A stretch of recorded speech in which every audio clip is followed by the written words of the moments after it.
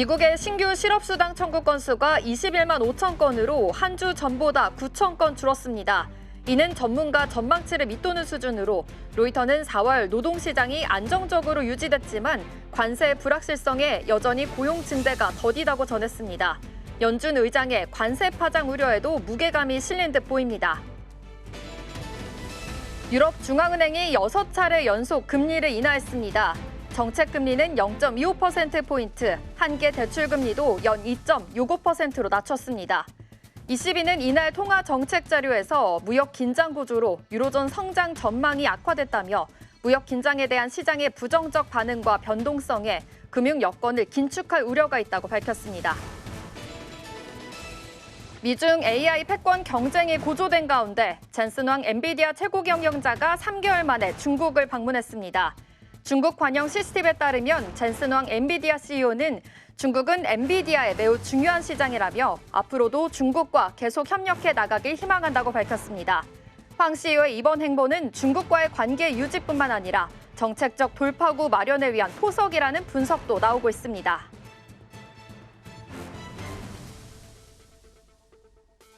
밤사이 뉴욕 증시에서 있었던 일 쉽고 빠르게 전해드리겠습니다. 안녕하세요. 글로벌 증시와이드 진행의 이연아입니다. 이 뉴욕 증시는 본격적인 관세 협상에 주목하고 있습니다. 또 이번 주부터 어닝 시즌이 시작되면서 실적에 대한 경계감도 짙어진 상황인데요. 오늘 밤에는 성금요일을 맞이해서 뉴욕 증시가 하루 휴장이라는 점도 체크하시기 바랍니다. 네, 간밤 뉴욕 증시는 상승과 하락을 오가며 널뛰기 장세를 보였습니다. 아직까지 시장은 뚜렷한 방향성을 잡지 못하는 모습인데요. 결국 3대 지수 모두 혼조세로 장을 마쳤습니다. 이어서 마감 상황 살펴보시죠. 성금요일 휴장을 하루 앞두고 상대적으로 거래가 한산했던 가운데 시장을 움직일 만한 재료도 뚜렷하지는 않았습니다. 한편 트럼프 대통령이 제롬 파월 연준 의장의 해임 압박을 넣었지만 시장은 민감하게 반응하진 않았습니다. 먼저 기술주 중심의 나스닥 살펴보시면 0.13% 소폭 하락했습니다. 나스닥은 오늘 장중 등락을 반복하다가 결국 약보합권으로 마무리가 된 모습입니다. S&P 500 지수는 0.13% 소폭 상승해줬고요. 다우존스 지수는 1.33% 크게 하락했습니다. 다우지수 구성 종목 가운데 비중이 컸던 유나이티드 헬스그룹의 주가가 오늘 크게 떨어지면서 다우지수의 발목을 잡게 됐습니다. 이어서 살펴보도록 하겠습니다. 10년 만기 미 국채금리 1.26% 상승한 모습이고요. 필라델피아 반도체 지수 0.64% 하락했습니다. WTI 국제유가는 3% 넘게 상승하면서 배럴당 64달러 선에서 거래가 됐습니다. 미국이 이란에 대한 새로운 제재를 가하자 국제 원유 공급이 줄어들 수 있다는 우려가 커졌고요. 그 영향으로 국제유가가 상승한 모습입니다. 그렇다면 히트맵 열어서 자세한 종목별 흐름 체크해 보겠습니다. 오늘은 전일장에서 약세를 보였던 대부분의 종목들이 그래도 반등에 나서주면서 다시금 회복세에 접어든 모습입니다. 먼저 테크놀로지 서비스 살펴보도록 하겠습니다. 그래도 오늘은 어제보다는 초록불을 켜준 종목들이 꽤나 보이긴 했는데요. 먼저 넷플릭스 1% 넘는 강세를 보였습니다. 또 시장 예상치를 웃도는 1분기 실적을 발표하면서 시간의 거래에서도 좋은 흐름을 이어가고 있습니다. 또 IBM과 팔란티어도 강보합권의 흐름 보여주면서 마무리가 됐고요. 또 어도비도 1% 가까이 오르면서 좋은 흐름 보여줬습니다. 반면 서비스나우의 경우에는 3% 가까이 빠지는 모습도 볼 수가 있겠고요. 또 오라클도 0.8% 하락한 모습입니다. 다음으로 전자기술주 함께 살펴보도록 하겠습니다. 네, 전자기술주 안에서는 이 반도체주들의 부진이 다소 눈에 띕니다. 아무래도 대중 반도체 수출 규제 여파로 관련 기업들이 전반적으로 약세를 보였는데요. 먼저 브로드컴은 2% 넘게 하락한 모습이고요. AMD는 0.8% 내리긴 했지만 그래도 어제보다는 낙폭이 조금 줄어든 모습입니다. 또 인텔의 경우에도 1.5% 오늘 하락했습니다. 인텔도 엔비디아에 이어서 AI 반도체 칩이 대중 수출 규제 대상에 포함이 되면서 이렇게 밀린 모습 확인해 보실 수가 있겠습니다. 반면 퀄컴의 경우에는 0.68% 강보합권의 흐름 유지해주면서 오늘은 비교적 안정적인 모습 보여줬고요. 또 보잉의 경우에는 오늘 3.4%나 상승한 모습도 확인해 볼 수가 있겠습니다. 다만 전날에 좀 몇 안 되게 상승을 했었던 록히드 마틴도 2.7% 하락하면서 좀 조정받는 모습이 포착되기도 했습니다. 계속해서 다음 섹터도 살펴보겠습니다.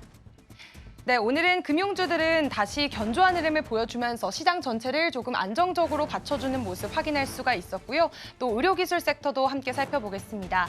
의료기술 섹터 일라이릴리의 약진이 단연 눈에 띄었습니다. 오늘 무려 15% 가까이 상승하는 모습 확인해 보실 수가 있는데요. 일라이릴리가 개발 중인 먹는 당뇨병 치료제이자 다이어트 약 오포글리프론이 임상 3상 시험을 통과했다고 발표하면서 주가도 크게 뛴 모습입니다. 다음으로 존슨앤존슨 2.3% 올랐고요. 머크도 2%가량 올라주면서 오늘 의료기술 섹터 전반적으로는 상승 흐름이 이어졌습니다. 다음 섹터도 이어서 살펴보도록 하겠습니다. 한편 헬스 서비스 쪽에서 유나이티드 헬스그룹의 주가가 굉장히 하락한 모습 확인해 볼 수가 있겠습니다. 23% 가까이 급락하면서 눈길을 끌었는데요. 이 종목의 급락이 다우지수에도 부담을 줬습니다. 1분기 실적 쇼크가 장중 부각되면서 주가가 크게 밀렸고요.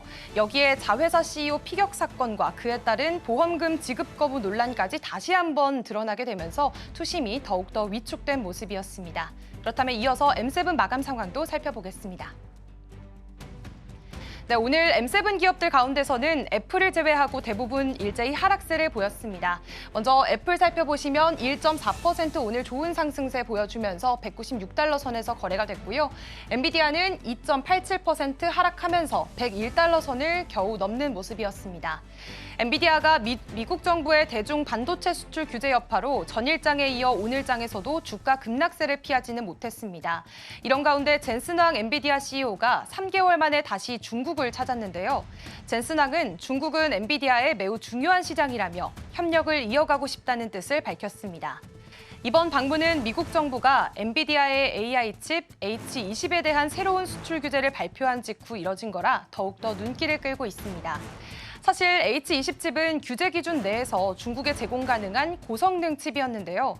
이번 조치로 엔비디아는 무려 55억 달러, 우리 돈으로는 약 7조 9천억 원에 달하는 매출 손실이 예상되고 있습니다. 젠슨왕은 베이징에서 중국 국제무역촉진위원회와 회담을 갖고 양국 간의 긴장이 고조되는 상황 속에서도 중국 시장을 여전히 중요하게 생각하고 있다는 메시지를 전했습니다. 엔비디아는 이렇게 미중 기술 갈등의 한가운데 놓인 대표적인 기업인 만큼 이번 젠슨왕의 중국행은 전략적인 의미로 해석되고 있습니다. 이어서 마이크로소프트 1%가량 낙폭 그렸고요. 아마존닷컴도 0.99% 거의 1% 가까운 하락세 보였습니다. 이어서 살펴보도록 하겠습니다. 네, 알파벳은 오늘 1.4% 떨어지면서 151달러 선에서 거래가 됐습니다. 구글이 미국에서 광고 기술 관련 반독점 소송에서 일부 패소했다는 소식도 들어와 있습니다. 미국 연방법원이 구글이 온라인 광고 시장에서 불법적으로 독점 지위를 유지해왔다고 판단한 건데요.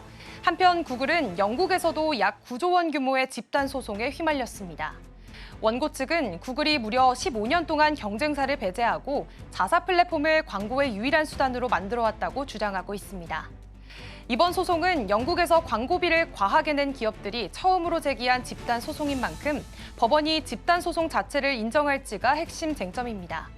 한편 구글은 기회주의적인 주장이라며 혐의를 부인하고 있습니다. 현재 구글은 전 세계 검색 시장의 90% 이상을 점유하고 있는데요. 업계에서는 이번 소송이 꽤 오랫동안 이어질 것으로 보고 있고요. 또 전 세계적으로 강화되는 반독점 규제 흐름 속에서 의미 있는 사례가 될 거라는 전망도 나오고 있습니다. 다음으로 메타 플랫폼스 오늘 0.17% 약보합권의 흐름 보여주고 있고요. 테슬라도 역시나 0.07% 소폭 하락한 모습 확인해 보실 수가 있습니다. 미국 내 최대 자동차 시장인 캘리포니아주에서 테슬라의 판매량이 올해 1분기 크게 줄었습니다. 전기차 시장 점유율도 작년 말 55.5%에서 올해 1분기에는 44.9%로 무려 11.6%포인트나 떨어졌는데요.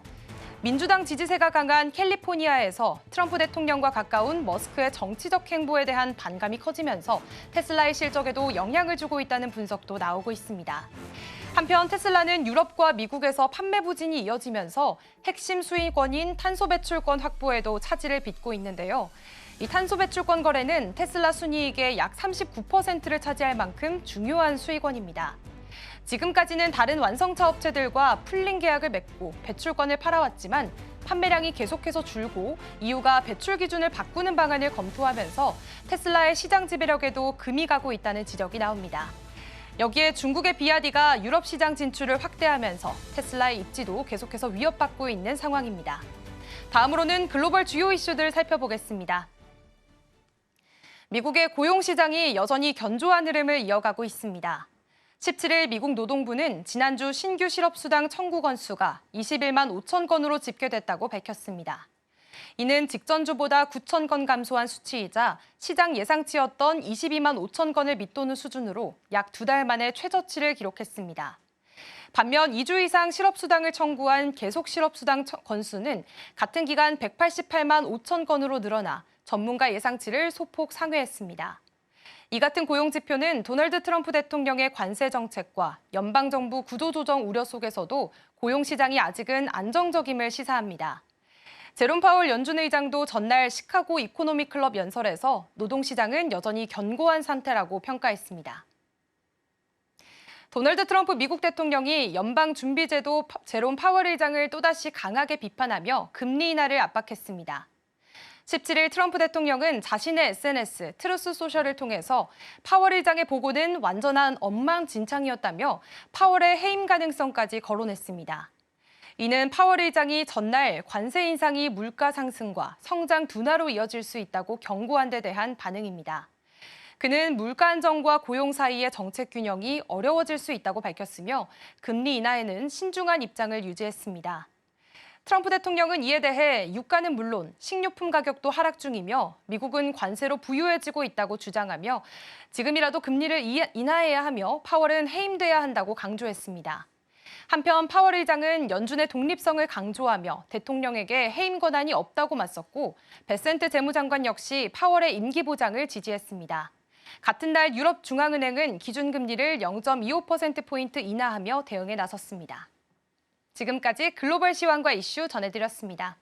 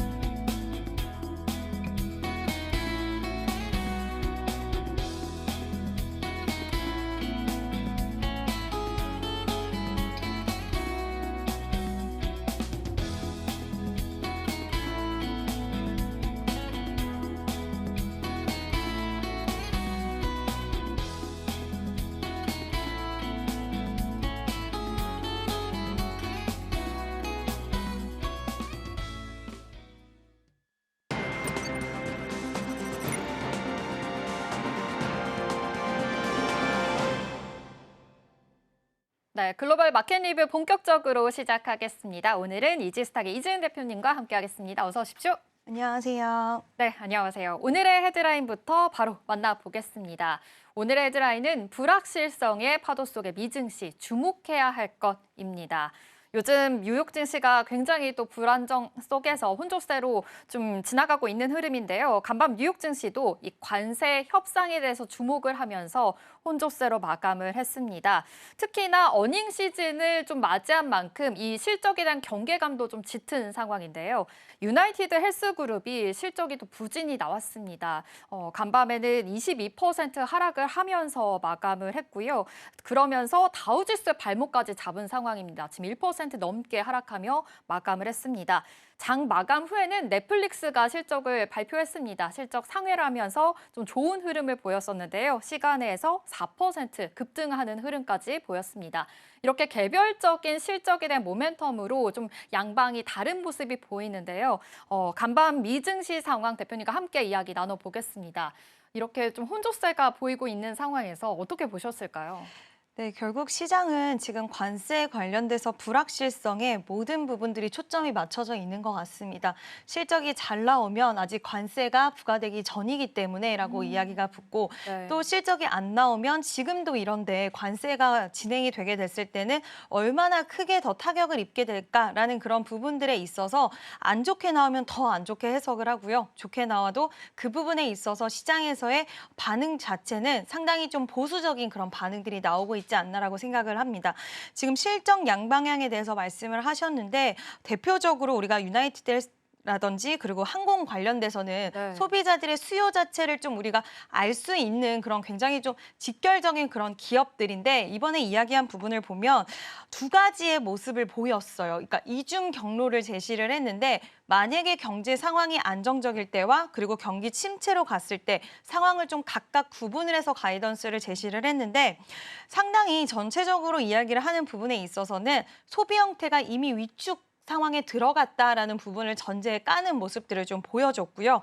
그리고 일단은 뭐 환율이라든지 유가 이런 부분들이 여전히 불확실성이 존재하다 보니까 앞으로의 방향에 있어서도 명확하게 경로를 제시하기는 좀 어렵다라는 그런 신중한 태도를 보이는 기업들이 많았습니다. 최근 가이던스 아예 제시를 하지 않는 기업들도 있는 만큼 네. 지금 시장에서는 여러 가지 이제 불안한 요소들이 상당히 많이 포진이 되어 있고 그게 결국에는 이 관세라는 키워드에서 파생된 부분이기 때문에 당분간은 이런 기조와 현상들이 좀 유지가 될 수 있지 않을까. 그래서 미증시도 반등이 크게 나오는 날도 있지만 이게 추세를 타고 간다라기보다는 어제는 굉장히 좀 혼조세로 마감이 되었는데 네. 이제 수급이 유입이 된다 하더라도 제한적인 모습을 보여주고 있고요. 하루는 크게 상승을 한다 하더라도 다음날 그 부분에 있어서 또 토해내는 모습들을 보여주는 그런 불확실성 속에서 주식 시장은 항상 다른 것보다도 이 불확실성이라는 단어 자체를 가장 무서워하기 때문에 지금은 그 기간 자체가 길어지면서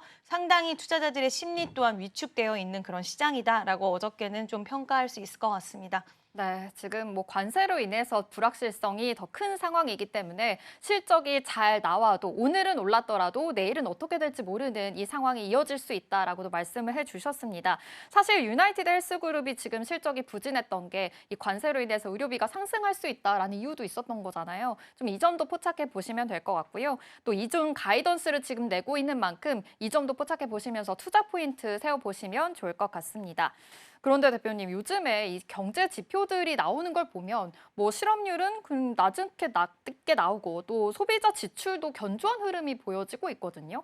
지금 물론 이 관세에 대해서 실질적인 반영까지는 안 될 수 있지만 그래도 여기서 봤을 때는 지난주에 그 정말 등락폭이 컸던 미국 시장과는 다르게 이번 주는 조금은 이 안에서 움직였다라고 포착을 해봐도 될 것 같은데 이거에 대해서는 어떻게 보실까요?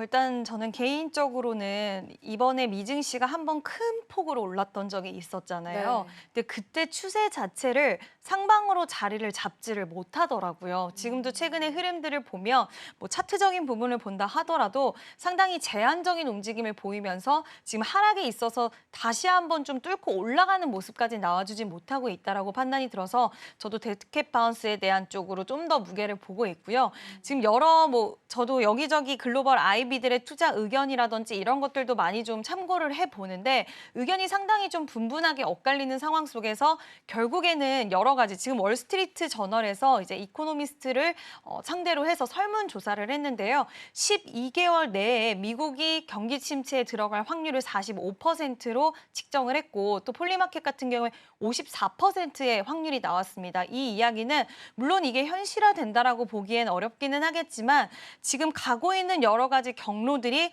그만큼 굉장히 불안하다라는 것을 좀 반영이 된다라고 보고 있고 이런 의견들이 계속 이야기가 나오고 또 시장의 분위기가 지표는 그렇지만 앞으로 큰 거대한 부분들이 남아있다라는 생각 때문에 상당히 위축될 수밖에 없고 진짜로 큰 손에 이런 수급들이 유입되기에는 좀 어려울 수 있는 환경이라서 지금 당장은 이게 분위기가 언제든 바뀔 수 있다라고는 하지만 또 네. 트럼프가 지금 중국과 타결할 수 있다, 얘기를 협상할 수 있다라는 이야기를 오늘 또 속보치가 나왔어요. 네. 그래서 하루에도 속보가 쏟아지고 있는 만큼 언제 분위기가 급 반전될지는 모르겠지만 아직까지 돌아가는 상황으로 봤을 때는 데드캣 바운스에 좀 더 무게를 실어야 되지 않을까라고 생각을 합니다.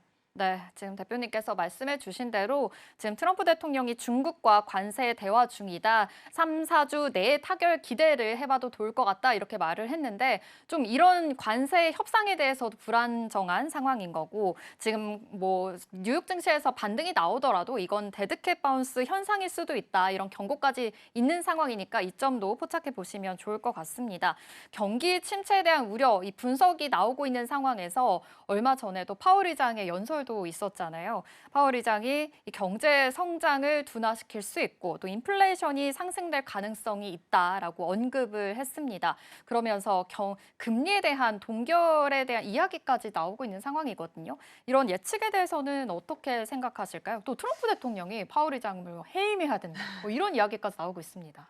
굉장히 이번에 파월 의장의 성명문을 좀 살펴보면 얘기라는 부분들은 여전히 똑같아요. 똑같은데 이게 이번에 그 관세 인상에 대한 규모가 뭐 아직까지 나온 부분이긴 하지만 이 부분이 예상보다 굉장히 크고 물가에 대한 우려들을 여전히 하고 있다. 하지만 금리 인하에 대한 부분들은 여전히 관망하는, 그러니까 아직까지는 움직일 마음이 없다는 쪽으로의 이야기가 나왔습니다. 근데 여기서 지금 트럼프 대통령이 이렇게 움직이기 시작을 하고 강한 발언을 하기 시작을 한 건 유럽 쪽이 움직였어요. 유럽은 금리 인하를 단행을 했습니다. 그 이유는 결국에는 미중 무역 분쟁, 전 세계적인 무역 분쟁이 경기 침체를 야기시킬 수 있고 경제 성장률에 대한 부분 때문에 우리는 선제적으로 좀 움직인다라고 이야기를 했는데 이 모습을 보면서 트럼프가 우리도 빨리 움직여야 되고 이미 움직였어야 된다라는 이야기를 하면서 좀 더 속도에 대한 이야기를 했고 이번에 상당히 강력하게 그러니까 좀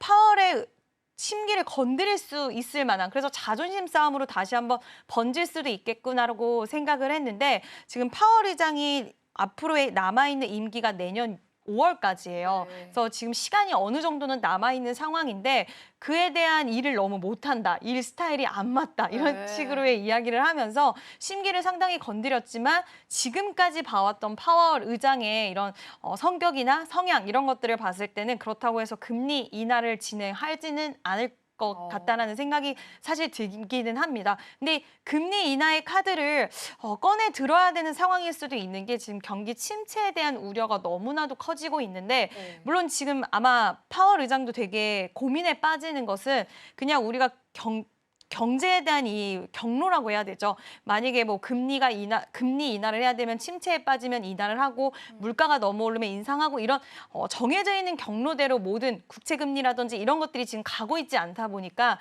상당히 이 부분에 대해서 어떻게 실마리를 풀어 나가야 될지에 대한 부분들도 고민에 좀 빠질 수는 있다라고 생각을 합니다.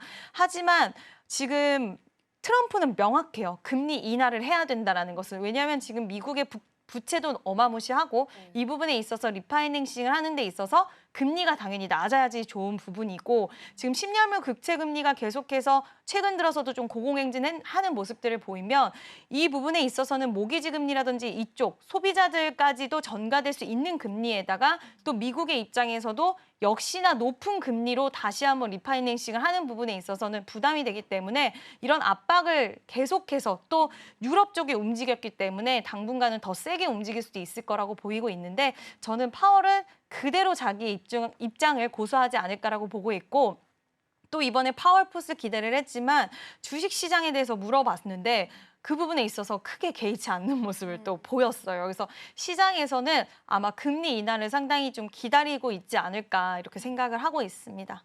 근데 사실 이제 물가 상승에 대한 우려가 있는 상황인 거잖아요. 근데 금리 인하까지 하면 물가 상승에 대한 이 우려가 더 커질 것 같은데 이거에 대한 대표님의 생각은 어떠세요? 그 부분에 있어서는 당연히 그렇게 될 수는 있는데 이게 트럼프의 또 입장에서 생각을 해보면 그가 원하는 쪽은 그런 경로를 지금 그림을 그리고 있기 때문에 그래서 아마 파월도 선택을 하기가 상당히 어려울 거예요. 어느 쪽에 초점을 맞추기가. 근데 아직까지는 관세가 본격적으로 시행되지도 않은 상황인데 우리가 이렇게 경기 침체에 대한 우려만 보는 것이 맞느냐 아니면 이게 뚜껑을 모든 게 열어보고 이제 파월 의장은 좀 움직이려고 하는 거고 이제 트럼프는 자기가 원하는 생각이 있기 때문에 미리 선제적으로 움직이기도 바라는 부분이긴 한데 저는 이번에는 금리 동결하지 않을까라고 생각은 일단은 하고 있습니다. 네, 지금 또 많은 분석에 따라서 아무래도 금리 동결까지 좀 예측되는 상황이다라고도 말씀을 해주셨습니다.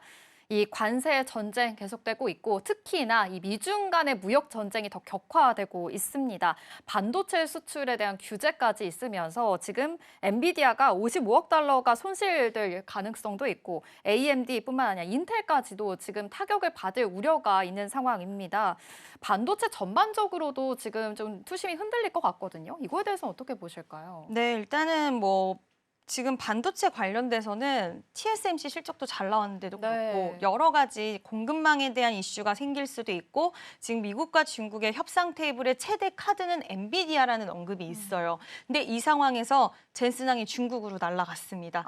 그래서 이제 협상을 하기 위한 움직임을 보이는데 엔비디아 입장에서도 지금 한 엔비디아 매출의 16% 정도를 차지하고 있는 중국 시장을 결코 놓고는 싶지 않을 거예요. 그래서 어떻게든지 딥시크 대표도 만나서 우리가 여기서 맞출 수 있는 칩을 새롭게 설계를 해서 만들어내겠다라고 이야기를 했고 지금 뭐 이야기가 잘 됐다라는 이야기도 있는데 이거를 과연 트럼프가 보고만 있을 것인가라는 생각을 했을 때는 그의 성정상 쉽게 그렇지는 않을 수 있겠다라고 생각이 드는데 제가 지금 방금 방송 들어오기 전에 아까 이제 속보가 좀 있던 거를 또 본다라고 했을 때는 지금 그 컴퓨터 관련된 반도체에 또 관세를 부과할 수 있다라는 이야기를 제가 얼핏 또 본 것 같아요. 뉴스가 워낙 많이 쏟아져 있다 보니. 근데 이와 관련돼서 이제 트럼프도 또 더 이상 가만히 있지는 않을 거다. 이 부분에 있어서는 또 다른 양상들이 계속 나올 수 있을 거라서 지금 시장에서는 반도체 관련돼서는 공급망에 대한 타격이 불가피할 것이다. 그리고 결국에는 이런 부분들이 가격 자체를 나중에는 올릴 수가 있고 이게 길게 봤을 때는 소비자들한테 갈 수 있고 이 AI 관련된 아니면 모바일과 PC 관련돼서 수요 자체가 위축될 수 있을 것이다. 뭐 이런 여러 가지 지금 이야기들이 반도체를 둘러싸서 나오는 상황이고요.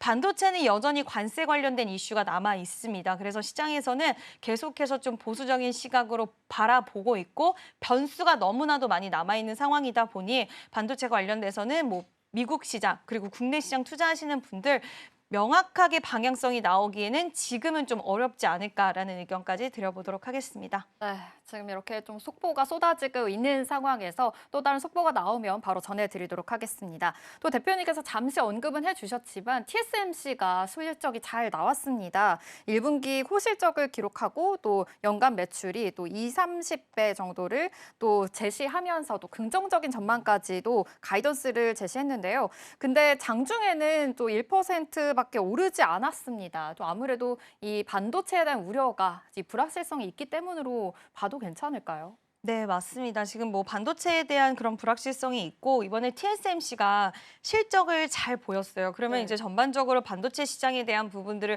우리가 좀 판단할 수 있다라고 생각을 했는데 시장의 분위기가 올해 AI 반도체 매출이 뭐 2배 이상 증가를 할 거다. TSMC에서는 이런 가이던스를 제시를 했는데 뭐라고 이야기가 또 나오냐면 지금 이렇게 실적이 잘 나온 건 재고를 비축하기 위해서 사재기에 대한 부분, 무역 분쟁이 일어나기 전에 선제적인 움직임을 하고 있어서 이번에 이렇게 실적이 잘 나온 것이다. 만약에 이게 전쟁이 시작되게 됐을 때 가이던스에 대한 부분들도 어떻게 될지 모른다라는 이런 시장의 해석과 그리고 투자자들의 심리가 좀 기저에 깔려 있지 않나라고 생각이 들어서 이렇게 약간은 그런 좀 시장이 반응 자체가 미비하게 나왔지 않았나라고 생각을 하고 있고요. 설비 투자에 대한 부분이라든지 그동안 기다렸던 이야기에 대해서 다 이야기를 해줬습니다. 그런데도 이런 미비한 흐름이 나왔다라는 건 그만큼 심리 자체가 상당히 위축되어 있고 앞으로 그러니까 앞으로 어떻게 진행될지 모르는 부분에 있어서 섣부르게 투자를 하기보다는 신중한 태도를 보이는 투자자분들이 상당히 많은 그런 분위기가 형성이 되어 있지 않나라고 생각이 듭니다. 네, 지금 아무래도 이 관세에 대한 이야기 계속하고 있는데요. 어제는 미국과 일본의 첫 관세 협상이 있었습니다. 이제 앞으로도 우리나라에서도 이제 그 협상에 대한 앞으로의 실적이 지금 예고가 되어 있는데 지금 어제 한미 협상을 봤을 때 그 일본과의 협상을 봤을 때 이제 우리나라와의 협상에 대한 예고편으로도 볼 수 있잖아요. 이거에 대해서는 어떻게 생각하실까요? 네, 어저께 그게 그나마 우리나라 증시를 좀 받쳐주지 않았나라고도 개인적으로는 생각을 하는데요. 물론 정책 관련된 이제 종목들이 좀 시세가 강했고 어제는 코스닥 중심의 상승세가 좀 강했는데 지금 일본이 이런 협상 테이블에서 좋은 결과를 도출해낼 수도 있다라는 희망적인 메시지가 나오면서 그럼 우리나라도 잘 풀리지 않을까라는 이런 이야기가 그리고 좀 희망을 품게 네. 되는 그런 게 있지 않을까라고 생각을 합니다. 중국 쪽에서도 지금 오늘 또 속보가 이야기가 나왔고 또 어제는 일본과 90일 내에 협상할 수 있다. 트럼프가 직접 굉장히 좋은 진전이 있었다라고 이야기를 했어요. 그래서 우리나라도 당연히 희망을 갖게 되는 부분이라서 이거는 국내 증시 쪽에 그리고 아시아 증시 전반적으로 좀 훈풍을 불어올 수 있지 않을까라고 생각을 합니다. 네, 또 트럼프 대통령이 큰 진전이 있었다라고 하면서 사진을 올리면서 퍼포먼스까지 또 취했습니다. 우리나라에도 좀 좋은 협상 타결이 있었으면 하는 바람으로 오늘 글로벌 마켓 리뷰는 여기서 마무리하도록 하겠습니다. 이지스탁의 이지은 대표와 함께했습니다. 고맙습니다.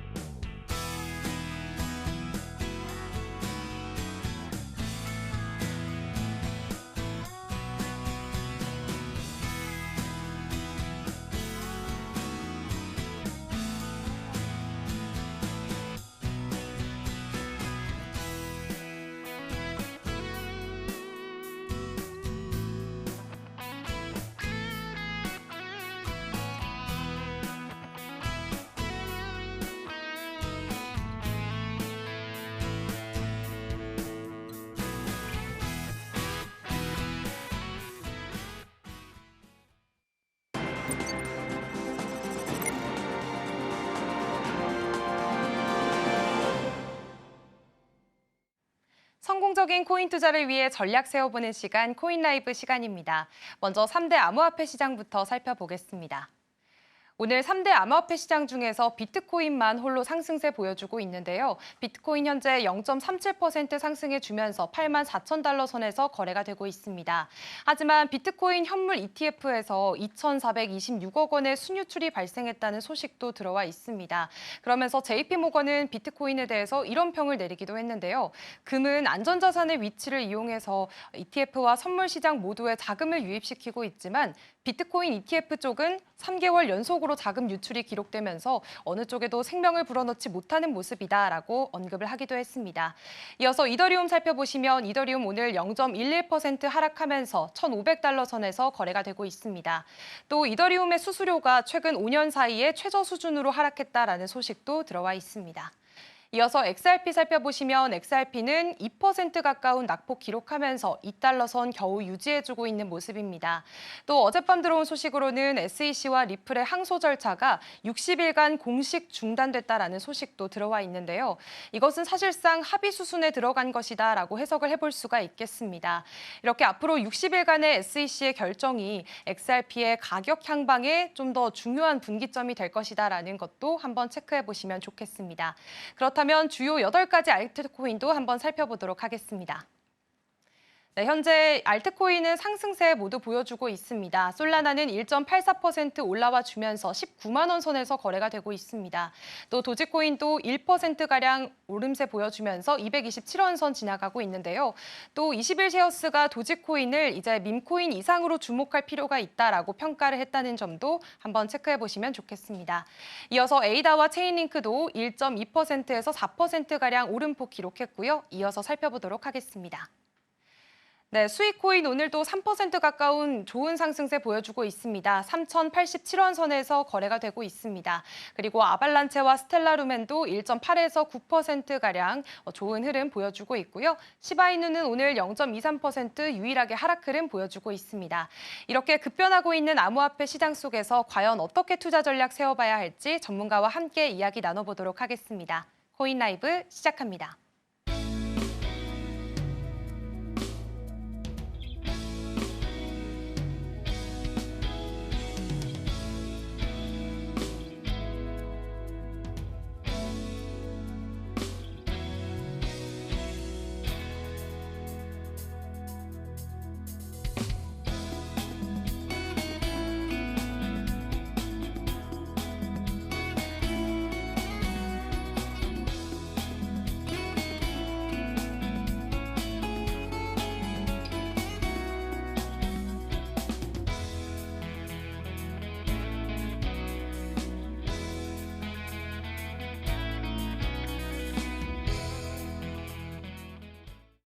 코인 시장의 이슈 분석과 투자 전략까지 함께 세워보는 시간입니다. 오늘은 금요일이고요. 오즈 파트너스의 퍼즈 대표와 함께하겠습니다. 대표님 안녕하세요. 네, 안녕하세요. 네, 저희가 지난 시간에는 볼린저 밴드를 활용해서 현재 비트코인의 추세를 함께 살펴봤었고요. 또 앞으로 명확한 상승 추세로 전환되기 위해서는 어떤 조건들이 필요한지도 함께 살펴봤습니다. 그런데 오늘은 저희가 좀 더 큰 흐름에서 글로벌 M2를 활용해서 비트코인의 방향성을 함께 살펴본다고요? 아, 네, 맞습니다. 그래서 요거는 한 몇 달 전부터 되게 좀 이슈가 됐던 건데, 네. 근데 이제 제가 원래 이런 얘기 항상 있잖아요. 방송에 나오면 끝이다. 네. 밈 같은 것도 이제 방송에 나오면 이제 종료가 끝난다. 된다. 네.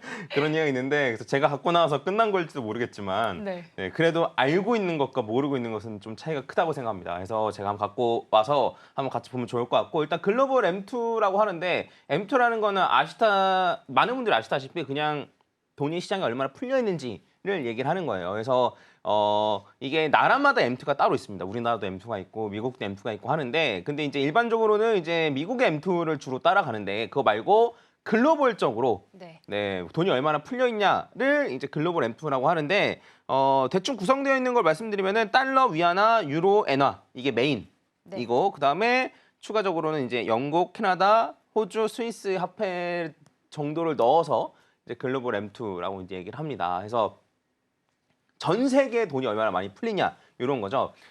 지금 달러 인덱스는 떨어지고 있는데 또 유로는 또 강해지고, 그래서 미국은 돈을 푸는 것 같으면서도 전 세계적으로 어떻게 되어 있는지 잘 모르겠고, 그래서 이제 이러한 그 상황일 때 이제 글로벌 M2를 많이 보고, 일반적으로 알려져 있기로는 이제 글로벌 M2가 높아지면 돈이 많이 풀린다는 거고, 그러면 돈의 가치가 떨어지고 자산의 가치는 올라간다는 얘기가 있습니다. 네. 네, 해서 M2를 글로벌 M2로 같이 한번 보도록 하겠습니다. 제가 이제 차트에다가 두 가지가 표시되어 있는데, 빨간색이 글로벌 M2예요. 네. 네, 빨간색, 요게 빨간색이 글로벌 M2고, 요 파란색은 비트코인 가격입니다. 네, 해서 요렇게만 보면 비트코인 가격이랑 글로벌 M2랑 무슨 상관이 있을까라는 것처럼 사실 보이거든요. 근데 이제 이게 유명해진 게 왜 그러냐면, X에서 자주 활동하는 그 라울팔이라는 요 분석가가 있어요. 그래서 라울팔이라는 분석가가 쉽게 얘기하면 비트코인이 반등할 타이밍이랑 하락할 타이밍을 엄청 기가 막히게 맞춘 거예요. 그래서 사람들이 너 어떻게 알았냐? 라고 하니까 말 안 하고 있다가 네. 이걸 얘기했던 거였어요. 뭐냐면 글로벌 M2를 봐서 그렇다. 근데 글로벌 M2랑 비트코인 가격이랑 큰 상관이 없는 것 같은데? 라고 하니까 라울팔이 얘기했던 게 뭐냐면, 지금 당장 보면, 그냥 지금 현 시점으로 보면 큰 차이가 없는데, 요거를 뒤로 10주간, 이게 이제 뒤로 보내는 거거든요. 그래서 네. 뒤로 10주 정도 보내면, 10주 정도 보내면 이런 식으로 되거든요. 그래서 이게 얼마나 많이 올라가고 떨어지고는 사실 큰 의미는 없는데, 이걸 어쨌든 보시기 편하게 좀 맞춰서 보면 이런 식으로 요 반등하는 타이밍도 거의 똑같고, 네. 그 다음에 여기 있는 고점 타이밍도 거의 똑같죠. 네. 그래서 요거를 봤을 때는, 쉽게 말하면 이제 글로벌 M2가 먼저 비트코인보다 10주 먼저 진행이 되고, 비트코인 가격이 10주 뒤에 이걸 따라온다는 거죠. 네, 그래서 이런 식으로 나는 지금 보고 있다. 그래서 이게 어쨌든 되게 이슈가 됐었고, 그 다음에 라울팔이 어쨌든 얘기를 했던 거는 요 타이밍이나 요 타이밍도 어쨌든 얘기했었었는데, 결국에는 요 두 개를 얘기하고 나서 과연 요 고점도 맞을 것이냐의 관점으로 봤을 때는 어쨌든 요 고점도 거의 정확하게 맞췄었거든요. 그래서 글로벌 M2랑 비트코인은 약간의 관계가 있는 것 같다. 특히나 글로벌 M2가 비트코인의 선행 지표가 아닐까라는 얘기가 좀 많은 겁니다. 네. 이렇게 앞서 글로벌 M2를 통해서 비트코인의 좀 미래 추세를 함께 살펴볼 수가 있었습니다. 글로벌 M2가 먼저 움직이면 한 약 10주 뒤 정도쯤에 비트코인이 이 흐름을 따라간다라는 점도 저희가 차트를 통해서 함께 살펴볼 수가 있었는데요.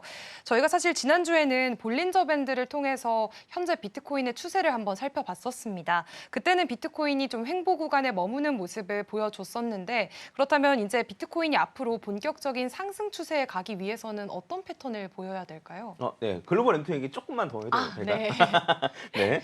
네. 해서 이제 언제부터 비슷해졌냐를 좀 따져보면은, 네. 사실 이제 그 FTX로 인한 하락, 10주 뒤로 보낸 겁니다. 그래서 그때부터 어쨌든 글로벌 M2도 상승하고, 그다음에 비트코인도 상승하는 흐름을 좀 보여주고, 요 당시에는 어쨌든 반대로 진행되긴 했으나, 요때부터 다시 이게 현물 ETF가 승인되고 난 이후부터 이때가 현물 ETF 승인 시점이거든요. 그래서 그 이후로 비트코인이 상승하고 글로벌 램프도 같이 상승하는 모습을 보였습니다. 그래서 이거는 어쨌든 그 방향성만 사실 일치하는 거라서 당장 뭐 이거 그 글로벌 램프를 따라서 비트코인이 얼마나 오른다라고 말하기는 어렵겠지만 이런 식으로 지금 그 적어도 한 2023년 정도부터는 글로벌 M2랑 비트코인이랑 한 10주 정도 차 간격을 두고 계속 움직이고 있다라고 보시면 될 것 같고, 그러면 저희가 궁금한 거 그거잖아요. 어떤 거냐면 결국에는 이 비트코인이 오케이 알겠어. 이제 글로벌 M2가 이렇게 진행될 건 알겠는데, 그러면 요 글로벌 M2대로 따라간다면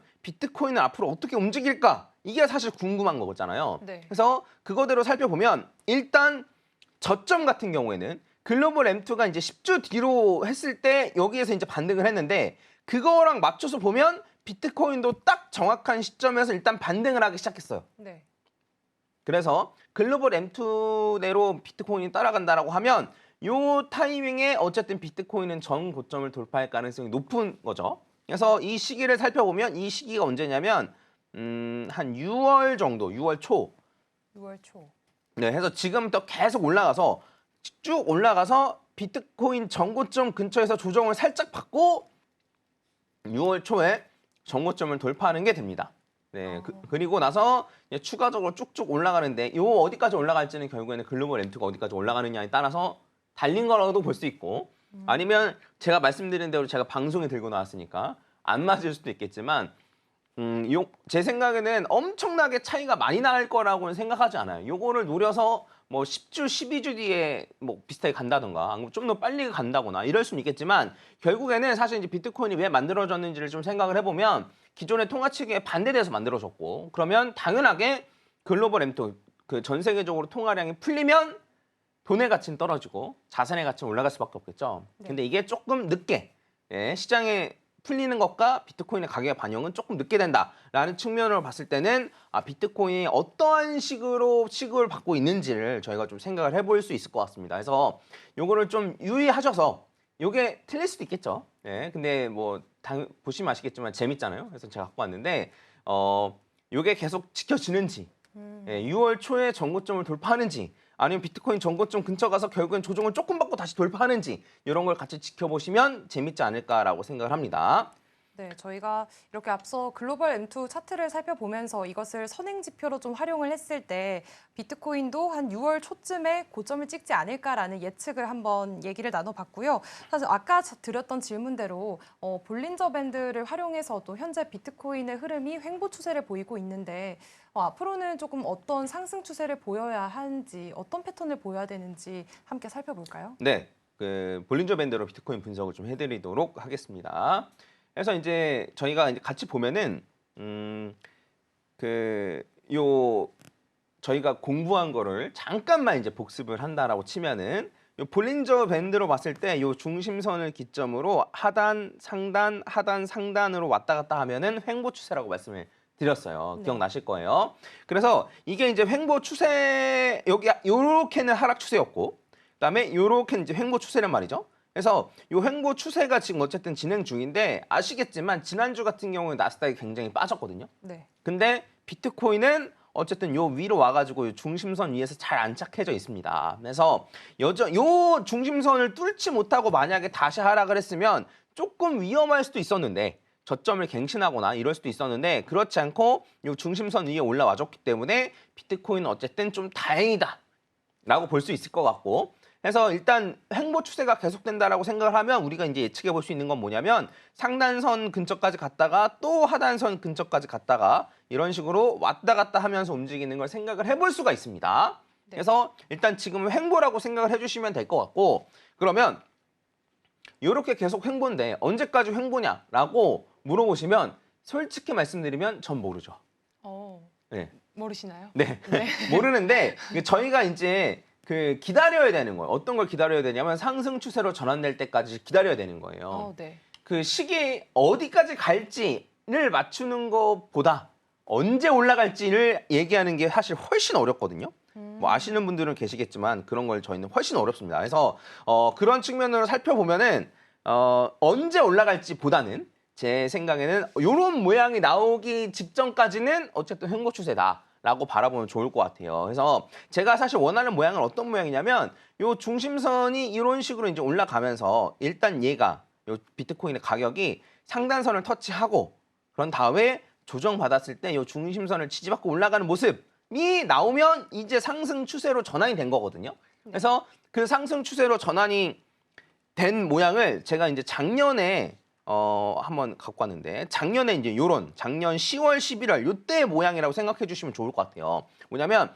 얘도 중심선을 기점으로 이제 하단선, 상단, 하단, 상단, 하단 하면서 왔다 갔다 거리면서 횡보를 했는데 요 이후에 요 상단선을 터치하고 조정을 받았을 때 중심선에서 지지받고 재차 올라갔죠. 네. 그 다음에 또 중심선에서 지지받고 재차 올라가고 나서 요 이후로는 쭉 올랐단 말이에요. 네. 그래서 저희가 이제 봐야 될 건 뭐냐면 이런 식으로 상단선을 터치하고 조정을 받았을 때 중심선에서 지지받는지 이걸 확인해야 돼요. 더 정확하게 얘기하면 중심선에서 지지받고 고점을 갱신하는지가 중요해요. 왜 그러냐면 이때도 상단선 터치하고 중심선에서 지지받는 것처럼 보였으나 고점을 갱신 못하고 다시 떨어졌잖아요. 네. 그래서 이런 것까지 속지 않으려면 정확히는 요 상단선 터치, 중심선까지 떨어진 다음에 여기서 지지받고 반등, 그다음에 고점 갱신 이러한 모습이 나오면 상승 추세로 전환됐다라고 생각을 하시면 될 것 같고 요 전에 요 상승 추세로 전환되기 전까지는 이렇게 움직이나 이렇게 움직이나 이렇게 움직이나 그건 알 수 없다는 거예요.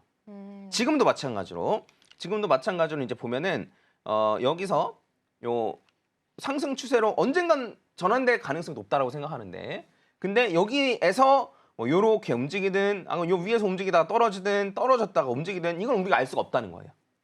그래서 여러분들이 생각하셔야 될 건 뭐냐면 저는 일단 좀 저점에 가깝다. 저점을 찍었을 가능성이 좀 높다라고 좀 생각을 하고 있기 때문에 만약에 추가적으로 매수를 생각하신다면 뭐 여러 가지를 생각해 볼 수 있겠죠. 아예 상승 추세가 전환되고 나서 난 사겠어. 네. 그 작년 요때 10월 때처럼 요 타이밍에만 사실 샀었어도 사실 크게 무리가 없었거든요. 그래서 상승 추세로 전환된 다음에 난 매수를 하겠어라고 생각하셔도 괜찮고 아니면은 일단 어느 정도 저점을 찍은 것 같으니까 나는 매수 관점으로 좀 지금 상황을 좀 매수를 진행하고 추가적으로 만약에 상승 추세가 나오지 않고 하락 추세로 전환이 된다면 하락 추세는 반대예요. 그러면 그때 가서는 차라리 좀 손절하겠어. 이런 식으로 좀 매매 전략을 세울 수 있지 않을까 싶습니다. 그래서 이걸 참고하시고 추가적으로 이제 52주 이동평균선을 제가 같이 한번 좀 보면은 52주는 1년 동안의 심리를 모아놓은 선이에요. 그래서 굉장히 강력하고 저는 이 아래로 떨어지면 상승 추세가 어느 정도 일단락 됐다라고 생각을 하고 있는데 이 라인은 굉장히 잘 지지받고 있습니다. 그래서 중장기적인 그러니까 상승장은 저는 끝나지 않았다라고 생각하고 단기적으로는 상승 추세가 나올 때까지는 조금 기다리자 정도로 좀 얘기할 수 있을 것 같아요. 그러면은 현재 상황이 지금 비트코인이 나름 저점 구간이기도 하고 앞으로 좀 상승 추세라고 계속해서 생각을 하시는 거죠? 네, 맞습니다. 그래서 52주 이동평균선을 봤을 때는 그게 떨어지면은 저는 좀 부정적으로 좀 얘기를 했을 텐데 반등하면 현금화하세요 정도로 이제 얘기를 했을 것 같은데 어쨌든 그게 뚫리지 않았었고 그다음에 그게 이제 지지받아주는 선에서는 제 생각에는 좀 상승 추세는 요번 불장의 상승 추세는 이어진다라고 생각하고 반감기 패턴이나 여러 가지 봤을 때도 올해 한 10월쯤에 비트코인 고점 그 다음에 한두 달 뒤에 알트코인 고점이 나올 가능성이 높다라고 생각합니다. 그리고 제가 좀 추가적으로 좀 가지고 온 게 있는데 차트를 좀 같이 보면 좋을 것 같은데 그리고 이제 하나 더 말씀드리면은 올해 내내 이어왔던 요 하락 추세의 추세선 을 뚫고 올라왔어요. 추세선은 그리기 나름인데 저는 이제 그 중에 어떤 추세선이 정말 중요한 추세선인지를 고르는 게 실력이거든요.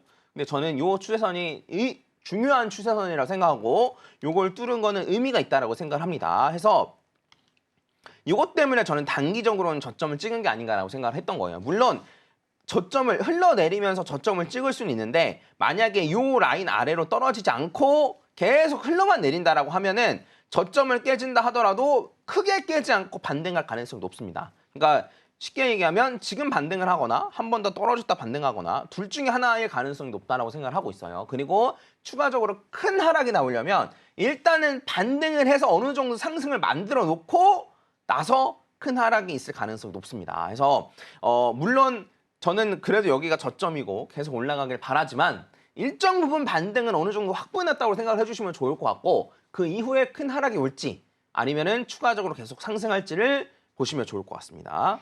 네, 지금까지 글로벌 M2와 볼린저 밴드를 통해서 비트코인의 현재 추세 그리고 미래 추세까지 함께 살펴봤습니다.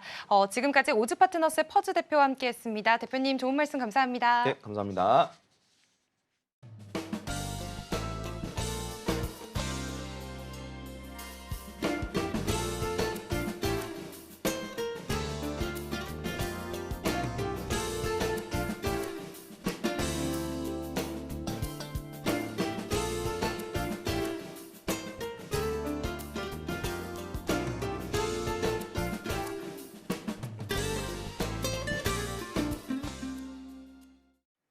(4월 18일) 금요일 글로벌 증시 와이드가 준비한 소식은 여기까지입니다. 본 방송에서 제공하는 정보는 투자 판단을 위한 조언일 뿐 해당 종목의 가치와 수익률을 보장하지 않습니다. 다음 이 시간에도 알찬 소식으로 찾아오겠습니다. 함께해 주신 여러분 고맙습니다.